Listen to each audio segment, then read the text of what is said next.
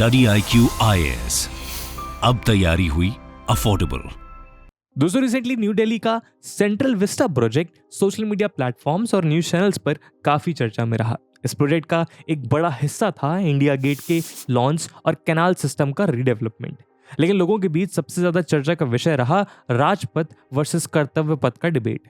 राष्ट्रपति भवन और India gate को connect करने वाले किंग्सवे या राजपथ को एक कॉलोनियल लेगेसी और स्लेवरी के सिंबल बताकर सरकार ने इसका नाम कर्तव्य पथ रख दिया। इसी तरह इंडियन नेवी के फ्लैग में से सेंट जॉर्ज के रेड क्रॉस को हटाकर छत्रपति शिवाजी महाराज की नेवी से इंस्पायर्ड इंसिग्निया को इनकॉर्पोरेट किया गया। गवर्नमेंट का एजेंडा दोनों ही जगह सेम था, कॉलोनियल स्लेवरी से रिलेटेड सिंबल्स को हटाना और उसकी जगह इंडिजिनस कल्चरल और हिस्टोरिकल सिंबल्स को जगह देना। इसके अलावा गवर्नमेंट एजुकेशन सेक्टर में करिकुलम को रिवाइज करके लेफ्टिस्ट और मार्क्सिस्ट आइडियोलॉजी की राइटिंग्स को इंडियन सिविलाइजेशनल पर्सपेक्टिव से रिप्लेस कर रही है। और बहुत से ऐसे टॉपिक्स जिन्हें अभी तक एजुकेशनल करिकुलम में इग्नोर किया गया था, अब उन्हें इंक्लूड किया जा रहा है ताकि देश की आने वाली पीढ़ी इंडियन अचीवमेंट्स को याद रखे और उन पर गौरव करे, जिससे नेशनलिज्म की सोच को और अधिक बढ़ावा मिलेगा। इन सभी स्टेप्स को देखते हुए हम ये कह सकते हैं कि बिना किसी डाउट के गवर्नमेंट द्वारा उठाए गए ये स्टेप्स काबिले तारीफ हैं। इंडियन ग्लोरीज के बारे में अवेयरनेस बढ़ाना एक नेशनलिस्ट रूटेड और कॉन्फिडेंस जनरेट करने के लिए बहुत जरूरी है। लेकिन क्या यही फिलॉसफी हमारे इंस्टीट्यूशंस पर भी अप्लाई होती है? चलिए देश की पुलिस के एग्जाम्पल को कंसीडर करते हैं। क्या आपको पता है कि आज भी इंडियन स्टेट्स की पुलिस फोर्स 1861 के colonial law Indian police act से गवर्न की जाती है? ये वही लॉ है जिसके तहत ब्रिटिश इंडिया की पुलिस फोर्स ने महात्मा गांधी, सुभाष चंद्र बोस और भगत सिंह जैसे हमारे फाउंडिंग फादर्स पर इनह्यूमन ट्रीटमेंट्स और सप्रेशन इन्फ्लिक्ट किया था। क्या आपको नहीं लगता अगर एक आजाद देश की पुलिस किसी कॉलोनियल रेजीम द्वारा बनाए कानून के अनुसार चल रही है तो ये हमारे लिए चिंता का विषय होना चाहिए। इसके साथ ही इंडिया के हर एक स्टेट ने पुलिस को गवर्न करने के लिए अपने अलग अलग कानून बना रखे हैं जो ना आपस में मेल खाते हैं और ना ही 75 साल से चर्चित रिफॉर्म्स को कंसीडर करते हैं। तो फिर सवाल यह है कि क्या पुलिस जैसे क्रिटिकल इंस्टीट्यूशन जो सिटीजन्स की सिक्योरिटी जैसे प्राइमरी नीड को फुलफिल करते हैं, हम उसे उसी रूप में आज इंडिया में एक्सेप्ट कर सकते हैं? दोस्तों, आज इस वीडियो में हम चर्चा करेंगे कि कौन सी वो वजह है जिसके कारण क्रिटिक्स का मानना है कि नागरिकों के रखवाले कहे जाने वाले पुलिस विभाग आज भी सिटीजन फ्रेंडली बनने में नाकाम रहे हैं। क्या वजह है कि आज भी इंडिया की पुलिस ना तो खुद आजाद है और ना ही एक आजाद देश का परिचय देती है? साथ ही हम ये भी डिस्कस करेंगे कि किस तरह one nation one police system के आइडिया से इंडिया का पुलिस तंत्र रिवॉल्यूशनराइज किया जा सकता है। लेकिन आगे बढ़ने से पहले मैं आपको बता दूं कि इस वीडियो की इंपॉर्टेंस यूपीएससी मेंस के GS2 के गवर्नेंस और GS3 के इंटरनल सिक्योरिटी टॉपिक्स के लिहाज से काफी इंपॉर्टेंट है। इसके बारे में हम वीडियो के अंत में और भी बात करेंगे, पर फिलहाल के लिए अपने डिस्कशन को हम आगे बढ़ाते हैं। दोस्तों, स्टडी IQ IAS में साल की सबसे बड़ी बिग दिवाली सेल शुरू हो गई है जो 22 अक्टूबर से 26 अक्टूबर तक चलेगी और इसीलिए आपके सपनों के दियों को जलाने का इससे अच्छा मौका नहीं मिल सकता। आपको बता दूं कि स्टडी IQ का last UPSC foundational batch launch हो चुका है। इसमें एडमिशन की लास्ट डेट 31 अक्टूबर है, जिसमें क्लासेस की टाइमिंग इवनिंग 6 PM रहेगी। दोस्तों, भारत के सबसे बेहतरीन यूपीएससी फाउंडेशनल बैच में आपको सारा का सारा कंटेंट लाइव डिलीवर किया जाएगा। 1-to-1 मेंटोरशिप से आपके डाउट्स को ऑन द स्पॉट क्लियर किया जाएगा। प्रीलिम्स के लिए प्रैक्टिस क्वेश्चंस, मेंस के answer writing practice, retired bureaucrats के साथ ग्रुप मेंटोरशिप और भी बहुत कुछ सिर्फ और सिर्फ 17,499 के सुपर डिस्काउंटेड प्राइस पे अगर आप AG live coupon code use करते हैं। लेकिन ये प्राइस सिर्फ और सिर्फ 22 अक्टूबर से 26 अक्टूबर के लिए वैलिड है, बिग दिवाली सेल के अंडर। और दोस्तों, सिर्फ फाउंडेशनल बैच ही नहीं बल्कि ऑप्शनल बैचेस में भी आपको best of the best faculties से पढ़ने का मौका मिलेगा मात्र 10,000 रुपीज में। And just to mention, history, PSIR, sociology और जियोग्राफी के बैचेस शुरू होने वाले हैं। तो इस दिवाली में आप अपनी यूपीएससी की तैयारी में छाए हुए अंधकार को भारत के सबसे बेहतरीन फाउंडेशनल और ऑप्शनल बैचेस की मदद से हटा सकते हैं। इन बैचेस से रिलेटेड सभी इंपॉर्टेंट लिंक्स आपको डिस्क्रिप्शन में और पिन कमेंट में मिल जाएगी। हिंदी में यूपीएससी से संबंधित प्रोग्राम्स को देखने के लिए सब्सक्राइब करें स्टडी IQ IAS हिंदी। आइए दोस्तों, सबसे पहले हम इंडिया में पुलिसिंग की एक छोटी सी हिस्ट्री जान लेते हैं। मेडिवल टाइम से ही पुलिसिंग एक डिसेंट्रलाइज फंक्शन रहा है जहां विलेज या विलेजेस की ग्रुप की पुलिसिंग की रिस्पॉन्सिबिलिटी जागीरदार और जमींदारों को दी जाती थी। कॉलोनियल टाइम्स तक ये ट्रेंड कंटिन्यूड रहा, जहां रेवेन्यू फंक्शंस और पुलिसिंग फंक्शंस में कोई डिफरेंशिएशन नहीं था। दोनों फंक्शंस जमींदारों के हाथों में ही रहते थे। यहां तक कि आज भी उत्तराखंड के कुछ हिली एरियाज में रेवेन्यू फंक्शंस और पुलिसिंग फंक्शंस डिफरेंशिएट नहीं किए गए हैं। ऐसा मान लीजिए कि जिले में डीएम ही जिले का एसपी भी है। ब्रिटिश गवर्नमेंट पुलिसिंग को इफेक्टिव बनाने और पुलिस पर कंट्रोल इंक्रीज करने के लिए 1861 में पुलिस एक्ट लेकर आई। पुलिस एक्ट 1861 में पुलिस की ड्यूटीज को स्पेसिफाइड किया गया, जो कॉलोनियल इंटरेस्ट के हिसाब से डिजाइन की गई थी। पुलिस को एक हाईली मिलिटरिस्टिक और अथॉरिटेरियन इंस्टीट्यूशन बनाया गया, लेकिन इस कानून में कुछ पॉजिटिव डेवलपमेंट्स भी थे। सेक्शन 20 के अनुसार पुलिस को कोई भी एक्ट कमिट करना या अनलिमिटेड डिस्क्रिशन अवेलेबल नहीं है। वहीं सेक्शन 23 में एक पुलिस ऑफिसर की जनरल ड्यूटीज स्पेसिफाई की गई, लेकिन as expected neglect of duty पर एक ब्रीफ सेक्शन के अलावा इस एक्ट में पुलिस द्वारा अब्यूज ऑफ पावर के लिए, सिविलियन या पॉलिटिकल कंट्रोल के लिए कोई प्रोविजंस नहीं रखे गए। यानी पुलिस की जीरो अकाउंटेबिलिटी और प्रैक्टिकली अनलिमिटेड डिस्क्रिशन। और आज भी इस स्फीयर में इंडियन पुलिस सिस्टम में कुछ खास बदलाव नहीं आए हैं। कॉलोनियल हैंगओवर के कारण अकाउंटेबिलिटी और सिटीजन इंटरैक्शन के मामले में इंडिपेंडेंट इंडिया की पुलिस ब्रिटिश इंडिया की पुलिस से कुछ खास बेहतर नहीं हो पाई है। बहरहाल ब्रिटिशर्स ने इंडियन क्रिमिनल लॉ में कुछ और बदलाव किए, जिससे इन्वेस्टिगेशन और प्रोसिक्यूशन को सिस्टमाइज किया गया।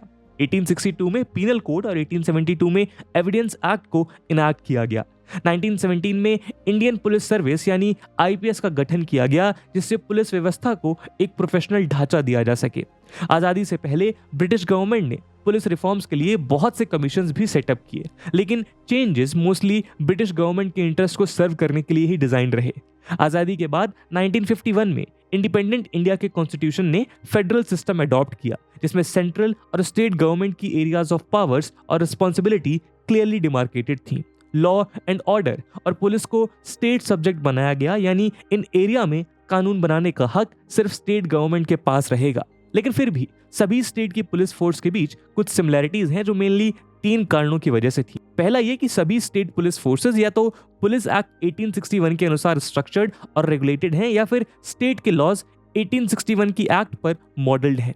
दूसरा ये कि द इंडियन पुलिस सर्विस यानी आईपीएस एक ऑल इंडिया सर्विस है, यानी इस कैडर के ऑफिसर्स एक यूनिफॉर्म प्रोसेस के थ्रू सिलेक्ट, ट्रेन और रिक्रूट किए जाते हैं, और उनकी टर्म्स ऑफ सर्विस भी एक जैसी होती है, जिन्हें सेंट्रल गवर्नमेंट डिसाइड करती है। तीसरा ये कि central government ministry of home affairs के थ्रू स्टेट्स के साथ एक कोऑर्डिनेटिंग रोल मेंटेन करती है, जबकि state governments supervisory functions perform करती है। स्टेट पुलिस फोर्सेस के अलावा पुलिसिंग फंक्शंस परफॉर्म करने वाली कुछ सेंट्रल एजेंसीज भी बनाई गई हैं, जैसे कि एनआईए, सीबीआई, इन्फोर्समेंट डायरेक्टरेट और नार्कोटिक्स कंट्रोल ब्यूरो जैसी एजेंसीज। ये एजेंसीज कुछ स्पेसिफिक एरियाज में इन्वेस्टिगेट और इन्फोर्समेंट के रोल्स को निभाती हैं, लेकिन सिमिलरिटीज के बावजूद ओवर टाइम स्टेट फोर्सेस के बीच बहुत से डिफरेंसेस क्रॉप अप हो चुके हैं, और साथ ही बहुत सी प्रॉब्लम्स भी। आइए जानते हैं कैसे। दोस्तों, क्रिटिक्स के अनुसार आज इंडियन पुलिस के साथ lack of accountability, lack of professionalism, lack of citizen friendly attitude, abuse of power और लोकल पॉलिटिशियंस और क्रिमिनल्स के साथ नेक्सस डेवलप करने जैसी बड़ी समस्याएं एग्जिस्ट करती हैं, जिसके पीछे कुछ मुख्य कारण छुपे हैं। रिसर्चर्स का मानना है कि सबसे पहला कारण है हमारा कभी ना खत्म होने वाला कॉलोनियल हैंगओवर। आज एक आजाद डेमोक्रेटिक नेशन की पुलिस 160 साल पुराने कानून से गवर्न की जा रही है, जिसे देश को आजाद होने से रोकने के लिए बनाया गया था। जैसा कि हमने डिस्कस किया कि 1861 एक्ट में पुलिस के ऊपर सिविलियन और पॉलिटिकल कंट्रोल को लेकर कोई डिस्कशन ही नहीं किया गया। ब्रिटिशर्स ने बहुत क्लेवरली 2 तरह के पुलिस सिस्टम्स बनाए। एक पुलिस ब्रिटेन के लिए, जहां लॉर्ड डेनिंग के शब्दों में police officers are answerable to the law and the law alone. ये एक डेमोक्रेटिक पुलिस सिस्टम है जहां पुलिस की ऑटोनॉमी इंश्योर की जाती है, जिससे कोई पॉलिटिकल सिस्टम इसका एडवांटेज गलत कामों के लिए ना उठा पाए। और दूसरा अपनी कॉलोनी इंडिया के लिए, जो आयरिश मॉडल पर बेस्ड है। इस वजह से पुलिस पॉलिटिकली और फाइनेंशियली स्ट्रांग लोगों की एक प्राइवेट आर्मी की तरह फंक्शन करने लगी, जिस वजह से जुडिशरी और पब्लिक दोनों में ही पुलिस के लिए ट्रस्ट बिल्कुल खत्म हो चुका है। इसके अलावा पुलिस एक स्टेट सब्जेक्ट है, जिस कारण हर स्टेट अपना एक पुलिस एक्ट इनैक्ट कर सकता है। ये एक्ट अक्सर सुप्रीम कोर्ट के डायरेक्शंस के खिलाफ जाते हैं, और नेसेसरी रिफॉर्म्स के लिए इन एक्ट्स में कोई जगह नहीं रखी गई। इन एक्ट्स के एनालिसिस से पता चलता है कि इनका ऑब्जेक्टिव रिफॉर्म्स नहीं, बल्कि एग्जिस्टिंग अरेंजमेंट को लेजिस्लेटिव कवर देना है, जिससे जुडिशियल डायरेक्शंस को सरकमवेंट किया जा सके। 18 स्टेट्स ने ऑलरेडी अपने रिस्पेक्टिव पुलिस एक्ट्स पास कर दिए हैं, जिस वजह से हम already one nation many police acts के सिस्टम पर चल रहे हैं। ये स्टेट लॉज पुलिस की फंक्शनिंग के क्रिटिकल एस्पेक्ट्स को गवर्न करते हैं। फॉर एग्जाम्पल 1978 की दिल्ली पुलिस एक्ट का सेक्शन 19 कमिश्नर ऑफ पुलिस की पावर्स डिफाइन करता है और मिसकंडक्ट के केस में पनिशमेंट्स भी। जहां ये एक्ट पुलिस की पावर्स और फोर्सेस पर कंट्रोल के लिए बहुत सीरियस हैं, वहीं 1861 के एक्ट की ही तरह पुलिस मिसकंडक्ट के केस में अकाउंटेबिलिटी को लेकर ये सभी एक्ट्स साइलेंट नजर आते हैं। ऐसे केसेस में एक्शन लेना एक्यूज्ड ऑफिसर के सुपीरियर के हाथ में होता है, यानी नो एक्सटर्नल कंट्रोल। ऐसे किसी भी इंस्टीट्यूशन को स्टैब्लिश नहीं किया गया है जो पब्लिक के कंप्लेंट्स रिसीव करे, उन्हें इन्वेस्टिगेट करे और एक्यूज्ड ऑफिसर्स पर एक्शन ले। लैक ऑफ ऑटोनॉमी की वजह से पुलिस डिपार्टमेंट के लिए स्टेट्स बहुत ही लो बजट्स रखते हैं, जिस कारण पुलिस में वैकेंसीज फिल नहीं होती और वर्कफोर्स कम होने के कारण ओवरबर्डनिंग एक बड़ी समस्या बन जाती है। लेटेस्ट एस्टिमेट्स के अनुसार इंडिया में करीब 5 लाख अनफिल्ड पुलिस वैकेंसीज हैं। Status of policing in India report 2019 के अनुसार average Indian policeman 14 hour per day की शिफ्ट में काम करता है विदाउट एनी वीक्स ऑफ। ऐसी वर्किंग कंडीशन में पुलिस पर्सनल की मेंटल और फिजिकल हेल्थ के बारे में जरा सोच के देखिए। यूएन के स्टैंडर्ड्स के अनुसार हर 1 लाख पॉपुलेशन पर 222 पुलिस पर्सनल होने चाहिए, जबकि इंडिया में यह आंकड़ा 181 पर लाख पॉपुलेशन की है और इसका 86% सिर्फ कॉन्स्टेबलरी या लोअर सबऑर्डिनेट पर्सनल है, यानी ऑफिसर ग्रेड में बहुत कम पर्सनल सर्व करते हैं। क्लियरली स्टेट के लो बजट और स्लो रिक्रूटमेंट प्रोसेस के कारण पुलिस फोर्स ओवरबर्डन्ड है। साथ ही पुलिस इंफ्रास्ट्रक्चर में मेजर शॉर्टकमिंग्स हैं। सीएजी की रिपोर्ट के अनुसार अक्रॉस स्टेट्स पुलिस की वेपनरी में शॉर्टेजेस पाई गई हैं। Bureau of police research and development के अनुसार पुलिस के पास व्हीकल्स की 30% डिफिशियंसी है। रिफॉर्म्स ना होने के कारण किसी भी मॉडर्न पुलिस फोर्स के विपरीत इंडियन पुलिस फोर्सेस में investigation and law and order maintenance के फंक्शंस को अलग नहीं किया गया है। इस कारण इन्वेस्टिगेशन की क्वालिटी सफर करती है। स्टेट्स के पास police personnel including senior officers के ट्रांसफर्स और सस्पेंशन को लेकर अनलिमिटेड पावर्स हैं। इस वजह से वो पुलिस ऑफिसर्स जो सिटीजन्स को प्रोटेक्ट करने के लिए ओथ लेते हैं, अंत में पॉलिटिशियंस और उनके वफादारों की प्राइवेट आर्मी बन के रह जाते हैं। स्टेट गवर्नमेंट के पास करियर पर कंट्रोल होने की वजह से even IPS officers central government के ऑर्डर्स इग्नोर करके स्टेट गवर्नमेंट के आदेशों का पालन करते हैं। इस वजह से सेंटर और स्टेट में टसल देखने को मिलता है। स्टेट पुलिस फोर्स को यूज करते हैं और सेंटर सीबीआई और ईडी जैसी सेंट्रल एजेंसीज को। और अगर नुकसान होता है तो सिर्फ देश के आम नागरिकों का, जिसके लिए ये सारी फोर्सेस बनाई गई हैं। दोस्तों, प्रेजेंट फेडरल अरेंजमेंट से रिलेटेड इन सभी पावर्स की वजह से recently one nation one police का कॉन्सेप्ट न्यूज में रहा है। बहुत सी लॉन्ग स्टैंडिंग समस्याओं की तरह इस स्फीयर में भी इंडियन जुडिशरी ने रिफॉर्म्स पुश करने में सेंट्रल रोल निभाया है और ये कॉन्सेप्ट भी इसी का नतीजा है। 1979 में गवर्नमेंट ने पुलिस रिफॉर्म्स के लिए नेशनल पुलिस कमीशन सेटअप किया था, जिसने 8 रिपोर्ट्स प्रोड्यूस की।